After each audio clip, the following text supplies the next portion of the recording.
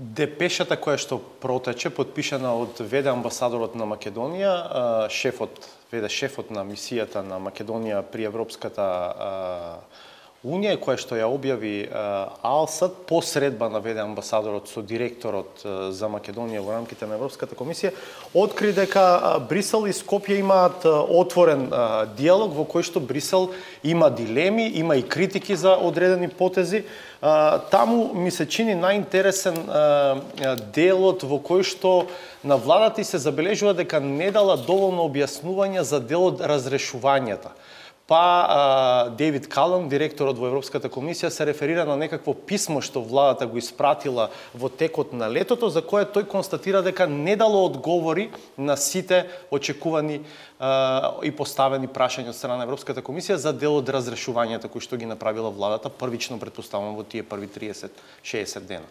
Па прво би искоментирал генерално дека комуникацијата е постојана со Европската комисија и во Скопје со делегацијата и во Брисел на нашата мисија со тамошните институции. А ако треба да ги контекстуализираме овие критики, тие се некаде лоцирани веднаш по вториот круг на изборите, значи од тогаш многу работи се имаат случајно и направено во рамките на она што се дискутирало и денес ситуацијата и видовме кои беа пораките на при посетата на еврокомесарот Хан е доста подобрена. И тоа ќе се случува и во иднина, таа комуникација ќе продолжи. Во однос на ова што го прашувате, и во однос на тоа прашање и во однос на други прашања постои редовна и усмена и писмена комуникација и владата постојано дава објаснувања за овие прашања. Во текот на летото имаше детална комуникација во овој дел, каде што владата објаснуваше кои луѓе биле сменети, на кој начин и на која основа.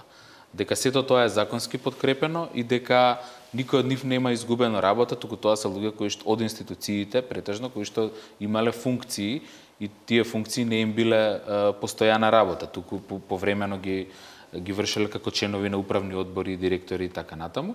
И може би не беа задоволни од деталноста на тој објаснување или беа заинтересирани поединечно за одредени институции, но тие консултации се во тек и владата подготува и комуницира со комисијата детални податоци за да излезе во пресрет на нивните очекувања. И депешата и некои други информации кои што се појавија околу приоритетите што комисијата ги поставува пред владата, содржат некакви сугестии, да речеме, околу тоа да не се менува директорот на Агенцијата за аудио, аудиовизуелни медиумски услуги, директорите на некои други регулаторни тела. Во принцип, она што го бара Европската комисија и што е определба на владата е секој да биде сменет со одредено образложение. Значи, и таму каде што ќе има промени или имало промени, тоа да биде врз база на темелна анализа и на образложение.